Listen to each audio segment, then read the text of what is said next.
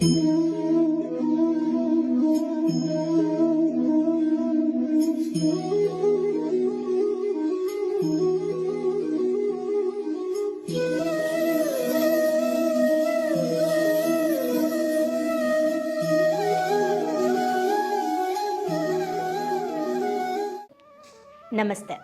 ಅಂಚೆಗೆ ಹೋಗದ ಪತ್ರ ಈ ಪುಸ್ತಕದಿಂದ ನಮ್ಮ ಮುಂದಿನ ಚಾಪ್ಟರ್ನ ಹೆಸರು ನಕಾರಾತ್ಮಕತೆಯ ಬಗ್ಗೆ 2 ವಾಕ್ಯಗಳಲ್ಲಿ ಹೇಳಿ ಮತ್ತು ಕನಿಷ್ಠ 5 ವಾಕ್ಯಗಳನ್ನು ಸಕಾರಾತ್ಮಕತೆಯ ಬಗ್ಗೆ ಹೇಳಿ.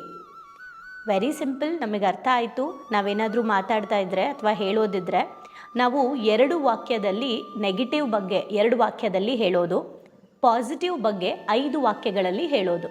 ಸಿಂಪಲ್. ಆದರೆ ಎಲ್ಲೆಲ್ಲಿ ನಾವು ಹಾಗೆ ಮಾಡ್ತಾ ಇಲ್ಲ, ಯಾಕೆ ನಮ್ಮ ಮೈಂಡು ಜಾಸ್ತಿ ನೆಗೆಟಿವ್ ಕಡೆಗೆ ಫೋಕಸ್ ಮಾಡುತ್ತೆ ಅನ್ನೋದನ್ನು ಸಾಕಷ್ಟು ಎಕ್ಸಾಂಪಲ್ಸ್ಗಳ ಮೂಲಕ ಹೇಳಿದ್ದಾರೆ. ಸೊ ಅದನ್ನು ನಾವು ನೋಡೋಣ ಹೇಗೆ ಏನೇನು ಅಂತ ಹೇಳಿ.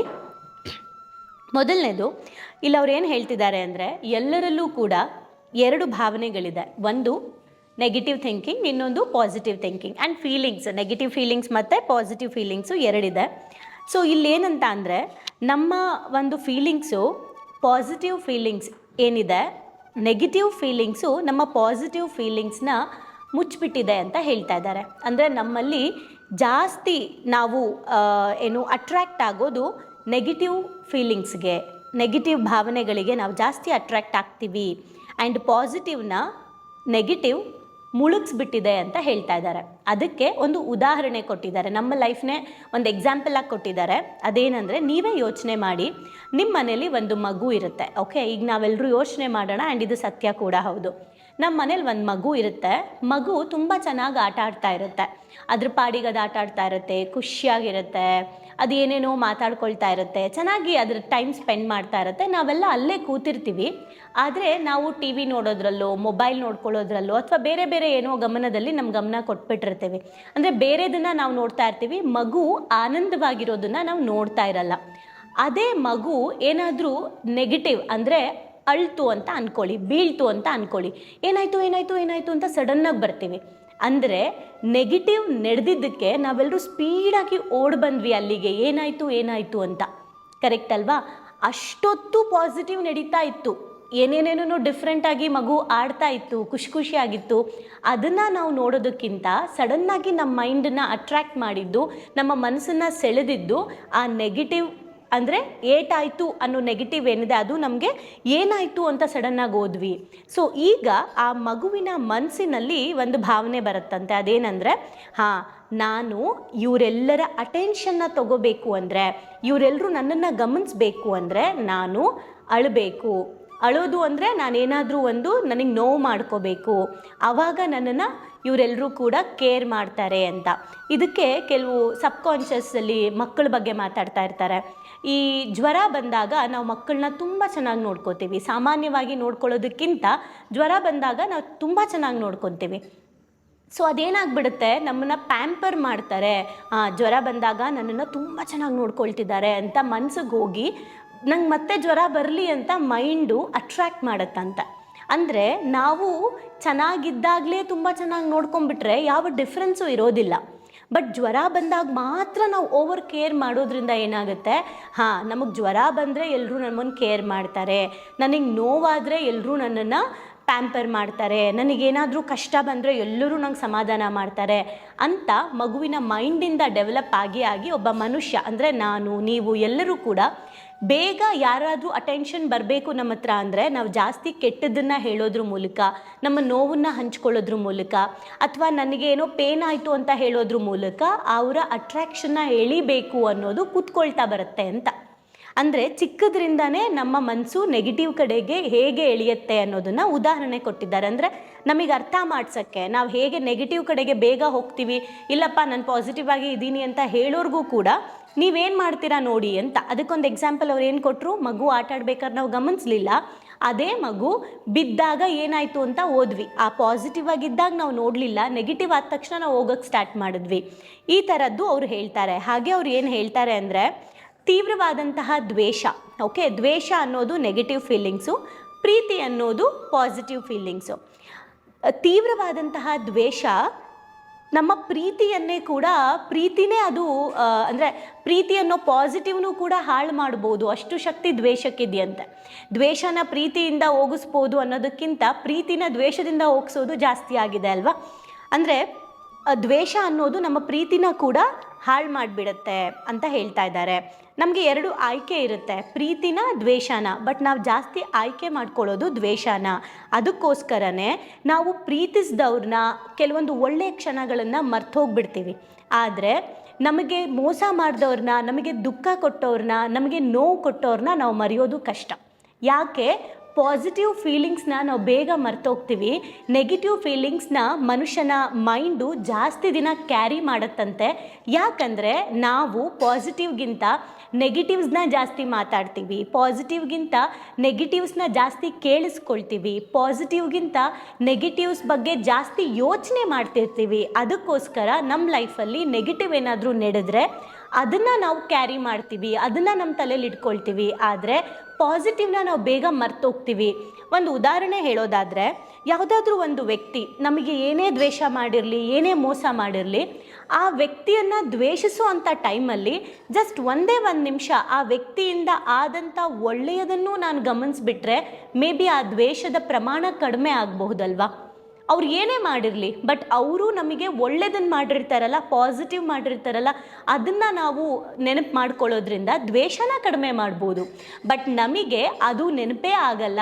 ಯಾಕಂದರೆ ನಮ್ಮ ಹುಟ್ಟಿನಿಂದ ನಾವು ಸಾಯೋವರೆಗೂ ಕೂಡ ಹೆಚ್ಚು ನೆಗೆಟಿವ್ ಕಡೆಗೆ ನಮ್ಮ ಮೈಂಡ್ ಎಳೀತಾ ಇರುತ್ತೆ. ಅದಕ್ಕೋಸ್ಕರ ನೆಗೆಟಿವ್ ಫೀಲಿಂಗ್ಸ್ನ, ನೆಗೆಟಿವ್ ಅನುಭವಗಳನ್ನು ಮರೆಯೋದು ಕಷ್ಟ ಅಂತ ಇಲ್ಲಿ ಹೇಳ್ತಾ ಇದ್ದಾರೆ. ಪ್ರೀತಿಯ ಅನುಭವ ನಮಗಾಗಬೇಕು ಅಂದರೆ, ಕ್ಷಮಾ ಗುಣ ನಮ್ಮಲ್ಲಿ ಹೆಚ್ಚಾಗಬೇಕು ಅಂದರೆ ನಾವು ಹೆಚ್ಚು ನೆಗೆಟಿವ್ಗಿಂತ ಪಾಸಿಟಿವ್ ಬಗ್ಗೆ ಯೋಚನೆ ಮಾಡಬೇಕು ಅಂತ ಹೇಳ್ತಾ ಇದ್ದಾರೆ. ಸೊ ಪಾಸಿಟಿವ್ ಜಾಸ್ತಿ ಆಗೋಕ್ಕೆ ಏನು ಮಾಡಬೇಕು ಅನ್ನೋದಕ್ಕೆ ಇವ್ರು ಕೆಲವೊಂದು ಹೇಳಿದ್ದಾರೆ. ಅದೇನೆಂದರೆ, ಈಗ ಪ್ರೀತಿ ಹೆಚ್ಚಾಗಬೇಕು ಅಂದರೆ ಪ್ರೀತಿಯನ್ನು ವ್ಯಕ್ತಪಡಿಸ್ಬೇಕು. ನಾವು ವ್ಯಕ್ತಪಡಿಸ್ತಾ ಇರಬೇಕು, ಪದೇ ಪದೇ ವ್ಯಕ್ತಪಡಿಸ್ಬೇಕು. ಪ್ರೀತಿಯಲ್ಲಿ ಮುಳುಗೋಗಬೇಕು, ಪ್ರೀತಿಯಲ್ಲಿ ತೇಲಿ ಹೋಗಬೇಕು, ಪ್ರೀತಿಯನ್ನು ಸಂಪಾದನೆ ಮಾಡಬೇಕು. ಪ್ರೀತಿನೇ ಮುಖ್ಯ ಅನ್ನೋದನ್ನು ನನ್ನ ಮನಸ್ಸಿಗೆ ಪದೇ ಪದೇ ಪದೇ ಪದೇ ಹೇಳ್ತಾ ಇರಬೇಕು. ಪ್ರೀತಿ ಬಗ್ಗೆ ಹೆಚ್ಚು ಮಾತಾಡಬೇಕು. ಪ್ರೀತಿ ಅಂದರೆ ಗಂಡು ಹೆಣ್ಣಿಗೆ ಸಂಬಂಧಪಟ್ಟಿದ್ದ ಪ್ರೀತಿ ಅಲ್ಲ, ಯೂನಿವರ್ಸ್ ಲವ್ ಬಗ್ಗೆ ಮಾತಾಡ್ತಾ ಇದ್ದೀನಿ. ಅಂದರೆ ಎಲ್ಲ ಥರದ ಪ್ರೀತಿ ಬಗ್ಗೆ, ಪಾಸಿಟಿವಿಟಿ ಬಗ್ಗೆ ಮಾತಾಡ್ತಾ ಇದ್ದೀನಿ.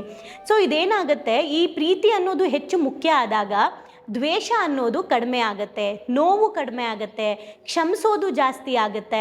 ಈ ಮೂಲಕ ನಮ್ಮ ಮನಸ್ಸು ಸಮಾಧಾನವಾಗಿ ಇರೋದಕ್ಕೆ ಸಹಾಯ ಆಗುತ್ತೆ ಅಂತ ಹೇಳ್ತಾ ಇದ್ದಾರೆ. ಸೊ ದ್ವೇಷನ ಪ್ರೀತಿ ಮುಳುಗಿಸ್ತಾ ಪ್ರೀತಿನ ದ್ವೇಷ ಮುಳುಗಿಸ್ತಾ ಇತ್ತು. ಬಟ್ ನಾವು ಇವತ್ತಿಂದ ಪ್ರಾಕ್ಟೀಸ್ ಮಾಡಬೇಕಂತೆ ಪ್ರೀತಿಯಿಂದ ದ್ವೇಷನ ಮುಳುಗಿಸ್ಬೇಕು ಅಂತ. ಅಂದರೆ ಪಾಸಿಟಿವಿಂದ ನೆಗೆಟಿವ್ಸ್ನ ಮುಳುಗಿಸ್ಬೇಕು. ಎಲ್ಲ ಆಲೋಚನೆಗಳನ್ನು ತಗೊಳ್ಳೋಣ. ಹೊಟ್ಟೆ ಕಿಚ್ಚಾಗಿರ್ಬೋದು, ದುಃಖ ಆಗಿರ್ಬೋದು, ಇನ್ನೊಬ್ಬರನ್ನ ದೂರೋದಾಗಿರ್ಬೋದು, ಹಠ ಮಾಡೋದಾಗಿರ್ಬೋದು, ಯಾವುದೋ ಹಳೆಯ ಒಂದು ವಿಷಯನ ಇಟ್ಕೊಂಡು ಅದಕ್ಕೆ ನಾವು ದ್ವೇಷ ಸಾಧಿಸೋದಾಗಿರ್ಬೋದು, ಒಬ್ಬರು ಕೆಡುಕನ್ನ ನಾವು ಬಯಸೋದಾಗಿರ್ಬೋದು, ಇವೆಲ್ಲ ಅಂಶಗಳು ಫೈನಲಿ ನಮ್ಮನ್ನೇ ಹಾಳು ಮಾಡುತ್ತೆ. ಸೊ ಹಾಗಾಗಿ ನಮ್ಮ ಜೀವನ ಪಾಸಿಟಿವ್ ಆಗಿರಬೇಕು ಅಂದರೆ ನಾವು ಪ್ರಪಂಚಕ್ಕೆ ಪಾಸಿಟಿವ್ ಆಗಿರಬೇಕು, ಪಾಸಿಟಿವ್ನ ನೋಡಬೇಕು, ಪಾಸಿಟಿವ್ನ ತಗೋಬೇಕು ಅನ್ನೋದನ್ನು ಇಲ್ಲಿ ಹೇಳ್ತಾ ಇದ್ದಾರೆ. ಸೊ ಇವ್ರೇನು ಹೇಳ್ತಾರೆ ಅಂದರೆ, ಸೋಲು ಅಂದರೆ ನಾವು ಫೇಲ್ಯೂರ್ ಆದ್ವಿ ಅಂತ ಅಂದ್ಕೊಳ್ಳಿ, ಸೋತ್ರಿ ಅಂದ್ಕೊಳ್ಳಿ. ಆ ಸೋಲಿನಿಂದ ನಾನು ಏನನ್ನ ಕಲಿಬೇಕು ಅನ್ನೋ ಭಾವನೆ ನನ್ನಲ್ಲಿ ಹುಟ್ಟಬೇಕಂತೆ. ನಾನು ಸೋತೆ ಅನ್ನೋದು ನೆಗೆಟಿವ್, ನಾನು ಸೋತಿದ್ದೀನಿ, ಈ ಸೋಲಲ್ಲಿ ನಾನು ಏನು ಕಲಿಬೇಕು ಅಂತ ಅಂದ್ಕೊಂಡ್ರೆ ಪಾಸಿಟಿವ್. ಸೊ ಈ ಥರ ನಾನು ನೆಗೆಟಿವ್ ಬಗ್ಗೆ ಹೆಚ್ಚು ಯೋಚನೆ ಮಾಡೋ ಜಾಗದಲ್ಲಿ ಪಾಸಿಟಿವ್ ಬಗ್ಗೆ. ಅದಕ್ಕೆ ಅವ್ರು ಏನು ಹೇಳ್ತಾ ಇದ್ದಾರೆ, ನೀವು ಏನರ ಬಗ್ಗೆನಾದರೂ ಮಾತಾಡ್ತಾ ಇದ್ದೀರಾ ಅಂದರೆ ಅಟ್ಲೀಸ್ಟ್ ಇನ್ನು ಮುಂದೆ ನೀವು ಇದನ್ನು ನಿಮ್ಮಲ್ಲಿ ಪಾಸಿಟಿವ್ ಫೀಲಿಂಗ್ಸ್ ಜಾಸ್ತಿ ಆಗಬೇಕು ಅಂದರೆ, ಪಾಸಿಟಿವ್ ಆ್ಯಟಿಟ್ಯೂಡ್ ಜಾಸ್ತಿ ಆಗಬೇಕು ಅಂದರೆ ಇವತ್ತಿಂದ ನೀವು ಒಂದು ಕೆಲಸ ಮಾಡಿ ಅಂತ. ಅದನ್ನು ನೀವು ಎಲ್ಲರೂ ಇವತ್ತಿಂದ ಮಾಡೋಣ. ಅದೇನು ಗೊತ್ತಾ, ಅವ್ರೇನು ಹೇಳ್ತಾರೆ ಅಂದರೆ, ಒಂದು ದಿನದಲ್ಲಿ ನಾವು ಲೆಕ್ಕ ಹಾಕ್ಕೋಬೇಕಂತೆ ಇವತ್ತಿನ ದಿನ ನಾವು ಏನೇನು ಮಾಡಬೇಕು ಅಂತ. ಫಾರ್ ಎಕ್ಸಾಂಪಲ್, ಯಾರ ಬಗ್ಗೆ ಆದರೂ ಮಾತಾಡಬೇಕು ಅಂದರೆ ನಾವು ಸಾಧ್ಯವಾದಷ್ಟು ಅವ್ರ ಬಗ್ಗೆ ಏನೋ ಒಂದು ಹೇಳೋದಿರುತ್ತೆ, ಓಕೆ, ಬಟ್ ಅವ್ರ ಬಗ್ಗೆ ನಾವು ಒಂದು 5 ಸೆಂಟೆನ್ಸು ಪಾಸಿಟಿವ್ ಹೇಳಬೇಕಂತೆ, 2 ಸೆಂಟೆನ್ಸು ನೆಗೆಟಿವ್ ಹೇಳಬೇಕಂತೆ. ಈಗ ಮಗು ಬಗ್ಗೆ ಏನೋ ಕಂಪ್ಲೇಂಟ್ ಹೇಳಬೇಕಿರುತ್ತೆ, ಅಪ್ಪಗೋ ಅಮ್ಮಂಗೋ ಅಥವಾ ಟೀಚರ್ಸ್ಗೋ, ಅಥವಾ ಟೀಚರ್ಸು ಪೇರೆಂಟ್ಸ್ಗೆ ಏನೋ ಹೇಳಬೇಕಿರುತ್ತೆ, ಅಥವಾ ಮಕ್ಕಳೇ ಪೇರೆಂಟ್ಸ್ ಬಗ್ಗೆ ಏನೋ ಹೇಳೋದಿರುತ್ತೆ, ಯಾರೋ ಏನೋ ಒಂದು ಮಾತಾಡೋದಿರುತ್ತಲ್ಲ, ಏನೇ ಮಾತಾಡಿದ್ರು ಕೂಡ 5 ವಾಕ್ಯಗಳು ಮಿನಿಮಮ್ ಪಾಸಿಟಿವ್ನ ಮಾತಾಡಿ ಇನ್ನೆರಡೇ ವಾಕ್ಯ ನೆಗೆಟಿವ್ ಮಾತಾಡೋದನ್ನು ಅಭ್ಯಾಸ ಮಾಡ್ಕೋಬೇಕಂತೆ. ಈ ಥರ ಅಭ್ಯಾಸ ಮಾಡ್ಕೊಳ್ತಾ ದಿನೇ 5 ವಾಕ್ಯ ಪಾಸಿಟಿವ್, 2 ವಾಕ್ಯ ನೆಗೆಟಿವ್, ಒಬ್ಬರ ಬಗ್ಗೆ, ಒಂದು ವಿಚಾರದ ಬಗ್ಗೆ. ಈ ಥರ ಆಗ್ತಾ ಏನಾಗುತ್ತೆ, ಪಾಸಿಟಿವ್ ಮಾತಾಡೋದು ಜಾಸ್ತಿ ಆಗುತ್ತೆ, ಅವರಲ್ಲಿ ಪಾಸಿಟಿವ್ನ ಹುಡ್ಕೋದು ಜಾಸ್ತಿ ಆಗುತ್ತೆ, ಆಗ ನಮ್ಮಲ್ಲಿ ಪಾಸಿಟಿವಿಟಿ ಜಾಸ್ತಿ ಆಗುತ್ತೆ. ಸೊ ಇವತ್ತಿಂದ ನೀವು ಎಲ್ಲರೂ ಒಂದು ಪ್ಲ್ಯಾನ್ ಮಾಡ್ಕೊಳ್ಳೋಣ. ಯಾವ ಥರ ಪ್ಲ್ಯಾನ್ ಅಂದರೆ, ಸಾಧ್ಯವಾದಷ್ಟು ಯಾರ ಬಗ್ಗೆನಾದರೂ ಮಾತಾಡಬೇಕು ಅಂದರೆ ನೆಗೆಟಿವ್ ಏನಾದರೂ ಹೇಳೋದಿದೆಯಾ, ಅದರಿಂದ ನನ್ನ ಬೆಳವಣಿಗೆ ಆಗಲ್ಲ, ಅಥವಾ ಎದುರುಗಡೆ ಇರೋ ವ್ಯಕ್ತಿನೂ ಬೆಳವಣಿಗೆ ಆಗಲ್ಲ ಅನ್ನೋದಾದರೆ, ಅಥವಾ ಯಾರಿಗೆ ಹೇಳ್ತಾ ಇದ್ದೀನಿ ಅವ್ರಿಗೂ ಅದು ಯೂಸ್ ಇಲ್ಲ ಅನ್ನೋದಾದರೆ, ನಾವು ಆ ವ್ಯಕ್ತಿ ಬಗ್ಗೆ ಮಾತಾಡೋದು ಬೇಡ, ಆ ಪರಿಸ್ಥಿತಿಗಳ ಬಗ್ಗೆ ಪುನಃ ಮಾತಾಡೋದು ಬೇಡ. ಓಕೆ, ಹಾಗೆ ಇನ್ ಕೇಸ್ ಹೇಳಲೇಬೇಕಾಗಿದೆ ಅನ್ನೋ ಪರಿಸ್ಥಿತಿ ಬಂದಾಗ ಪಾಸಿಟಿವ್ನ ಒಂದು 5 ಪಾಸಿಟಿವ್ ಪದಗಳನ್ನು, ಪಾಸಿಟಿವ್ ಸೆಂಟೆನ್ಸ್ನ 5ನ್ನ ನಾವು ಹೇಳೋಣ, 1-2 ನಾವು ನೆಗೆಟಿವ್ ಹೇಳೋಣ. ಆಗ ಅವರಲ್ಲೂ ಕೂಡ ಬದಲಾವಣೆಗೆ, ಅವರು ಪರಿವರ್ತನೆ ಆಗೋದಕ್ಕೆ. ಓಕೆ, ಇವ್ರು ಏನು ಹೇಳ್ತಾರೆ ಅಂದರೆ, ಸಕಾರಾತ್ಮಕ ಭಾವನೆಗಳ ಹೊಳೆಯನ್ನು ಹರಿಸಿ. ಸೊ ಆವಾಗ ನಿಮ್ಮಲ್ಲೂ ಪರಿವರ್ತನೆ ಆಗುತ್ತೆ, ಎದುರುಗಡೆ ಇರೋರಲ್ಲೂ ಪರಿವರ್ತನೆ ಆಗುತ್ತೆ ಅಂತ ಹೇಳ್ತಾ ಇದ್ದಾರೆ. ಸೊ ಏನೇ ಒಂದು ಕಾನ್ವರ್ಸೇಷನ್ ಆಗಲಿ, ನನ್ನ ಪ್ರಕಾರ ಮುಕ್ತಿ ಅಂತ ಅಂದರೆ ನಾವು ಯಾವುದೇ ವ್ಯಕ್ತಿ ಜೊತೆ ಆಗಿರ್ಬೋದು, ಫೈನಲಿ ನಾವು ಇವತ್ತು ಯಾವುದನ್ನು ಆ ವ್ಯಕ್ತಿಯಿಂದ ಏನು ಮಾತಾಡ್ತೀವಿ ಅಲ್ಲ, ಅದರಲ್ಲಿ ಕೊನೆಯ ಸೆಂಟೆನ್ಸ್ಗಳು ಆದಷ್ಟು ಪಾಸಿಟಿವ್ ಆಗಿರಬೇಕು. ಆಗ ಆ ಪಾಸಿಟಿವ್ ನಮ್ಮ ಮನಸ್ಸಲ್ಲಿ ಉಳ್ಕೊಳ್ಳೋಕ್ಕೆ ಸ್ಟಾರ್ಟ್ ಆಗುತ್ತೆ. ಸೊ ನಾವು ಏನನ್ನ ಕೊಡ್ತೀವೋ ಅದು ನಮ್ಮಲ್ಲಿ ಹೆಚ್ಚಾಗುತ್ತೆ. ನೀವು ಇವತ್ತಿಂದ ಅಬ್ಸರ್ವ್ ಮಾಡಿ ನೋಡಿ, ನೀವು ಒಬ್ಬರ ಬಗ್ಗೆ ಒಳ್ಳೆಯದನ್ನೇ ಮಾತಾಡೋಕ್ಕೆ ಸ್ಟಾರ್ಟ್ ಮಾಡಿ. ನಿಮ್ಮ ಬಗ್ಗೆ ಏನೇ ನೆಗೆಟಿವ್ ಮಾತಾಡ್ತಾ ಇದ್ರು, ನೀವು ಮಾತ್ರ ಅವ್ರ ಬಗ್ಗೆ ಒಳ್ಳೆಯದನ್ನೇ ಮಾತಾಡೋಕ್ಕೆ ಶುರು ಮಾಡಿ. ನಿಮ್ಮ ಜೀವನದಲ್ಲಿ ಹ್ಯಾಪಿನೆಸ್ ಜಾಸ್ತಿ ಆಗುತ್ತೆ. ಸೊ ನೀವು ಒಬ್ಬರ ಬಗ್ಗೆ ಬರೀ ನೆಗೆಟಿವೇ ಮಾತಾಡ್ತಾ ಇದ್ರೆ, ನೆಗೆಟಿವೇ ಸ್ಪ್ರೆಡ್ ಮಾಡ್ತಾ ಇದ್ರೆ, ನಿಮ್ಮ ಜೀವನದಲ್ಲೇ ಅದು ಎಫೆಕ್ಟ್ ಆಗ್ತಾ ಇರುತ್ತೆ, ಬಟ್ ಅದು ನಮಗೆ ಗೊತ್ತಾಗ್ತಾ ಇರಲ್ಲ. ಹಾಗಾಗಿ ನೆಗೆಟಿವ್ಸ್ನ ನೀವು 2 ವಾಕ್ಯದಲ್ಲಿ ಮುಗಿಸಿ, ಪಾಸಿಟಿವ್ ಮಾತಾಡೋದಿದ್ರೆ 5 ವಾಕ್ಯದಲ್ಲಿ ಮಾತಾಡಿ ಅಂತ ಹೇಳ್ತಾ ಇದ್ದಾರೆ. ಇದು ಬರೀ 5 ಸೆಂಟೆನ್ಸ್ 2 ಸೆಂಟೆನ್ಸ್ ಅಂತ ಹೇಳ್ತಾ ಇಲ್ಲ ಇವರು. ಜಾಸ್ತಿ ಪಾಸಿಟಿವ್ ಮಾತಾಡಿ, ಕಡಿಮೆ ನೆಗೆಟಿವ್ ಮಾತಾಡಿ ಅಂತ ಹೇಳ್ತಾ ಇದ್ದಾರೆ. ಸೊ ಇವತ್ತಿಂದ ಟ್ರೈ ಮಾಡೋಣ. ಏನೇ ಆಗಿರ್ಬೋದು, ಬಸ್ ಟ್ರಾವೆಲಿಂಗಲ್ಲಿ ಫಾರ್ ಎಕ್ಸಾಂಪಲ್ ನಾವು ರೋಡಲ್ಲಿ ಹೋಗ್ತಾ ಇದ್ದೀವಿ. ಸೊ ಇವತ್ತು ತುಂಬ ಟ್ರಾಫಿಕ್ ಇತ್ತಪ್ಪ, ಬೆಳಗ್ಗೆ 8 ಗಂಟೆ ಆದರೆ ಟ್ರಾಫಿಕ್ಕು, ಆಫೀಸು ಸ್ಕೂಲೆಲ್ಲ ಒಂದೇ ಟೈಮ್ಗೆ. ಬೆಂಗಳೂರಲ್ಲಿ ಈ ರೋಡು ಸಿಕ್ಕಾಬಟ್ಟೆ ರೋಡು ಕಂಜೆಸ್ಟೆಡ್ ಆಗಿದೆ, ಅದಕ್ಕೆ ಇಲ್ಲ ಹಂಗೆ ಹಿಂಗೆ. ಆಮೇಲೆ ಸ್ಕೂಲು ಬೆಳಗ್ಗೆನೇ ಇಟ್ಟುಬಿಡ್ತಾರೆ, ಈ ಸ್ಕೂಲ್ ವ್ಯಾನ್ಗಳು ಒಂದ್ಸಲ ಲೇಟಾಗಿ ಬರುತ್ತೆ, ನನ್ನ ಮಗ ಲೇಟಾಗಿ ಎದ್ದೊಳ್ತಾನೆ. ಓ ಮೈ ಗಾಡ್, ಯೋಚನೆ ಮಾಡಿ, ಬೆಳಗ್ಗೆಯಿಂದ ಸ್ಟಾರ್ಟ್ ಆದಂಥ ನಮ್ಮ ನೆಗೆಟಿವ್, ಅಯ್ಯೋ ಅಲಾರಾಮ್ ಹೊಡ್ಕೊಳ್ಳೇ ಇಲ್ಲ, ಇವತ್ತು ತಿಂಡಿ ಮಾಡೋಕೆ ಅದು ಸಾಕಾಗಲೇ ಇಲ್ಲ, ನೆನ್ನೆ ಮನೆಗೆ ಅದನ್ನು ತಂದಿರಲೇ ಇಲ್ಲ, ಇವತ್ತು ಬಿಸಿನೀರು ಬರಲೇ ಇಲ್ಲ, ಇವತ್ತು ಮಗು ಎದ್ದೊಳೋದು ಲೇಟ್ ಆಯಿತು, ನಾನು ಎದ್ದೊಳೋದು ಲೇಟ್ ಮಾಡಿದೆ, ಇವತ್ತು ಕೆಲಸದವ್ರು ಬರೋದು ಲೇಟ್ ಮಾಡಿದ್ರು, ಅದಕ್ಕೆ ನಾನು ಲೇಟ್ ಆಯಿತು. ಏನೆಲ್ಲ ನೆಗೆಟಿವ್ ಮಾತಾಡ್ತೀವಲ್ಲ, ಬೆಳಗ್ಗೆ ಎದ್ದಾಗಿಂದನೂ ರಾತ್ರಿ ಮಲಗೋ ತನಕನೂ ಆದಷ್ಟು ನೆಗೆಟಿವೇ ಮಾತಾಡ್ತಾ ಇರ್ತೀವಿ. ಇವತ್ತಿಂದ ನಾವು ಯೋಚನೆ ಮಾಡೋಣ, ಬೆಳಗ್ಗೆ ಎದ್ದ ತಕ್ಷಣದಿಂದಾನೇ ಪಾಸಿಟಿವ್.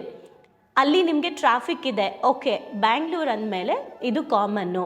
ಸೊ ನಾನು ಬೇಗ ಬಂದಿದ್ದರೆ ಜಾಗ ಜಾಸ್ತಿ ಸಿಗ್ತಾಯಿತ್ತು.